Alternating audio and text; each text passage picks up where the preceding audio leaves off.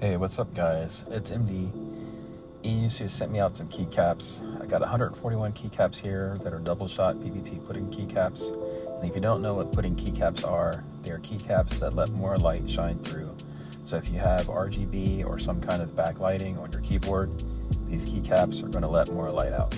And that's generally a plus for me because I do enjoy RGB, and more light the better. If you like an immersive setting, like in the dark, especially if you're playing games in the dark or you're a sci-fi fan, you really like all of your electronics kind of just going off. These keycaps feel nice and durable, and they've also included a keycap puller. Now these are budget, so they aren't going to come in some super amazing case, but this foam pad seems just fine. So here's a time lapse of me changing out the keycaps on the Z19. It didn't take a lot of time, but I was in a hurry.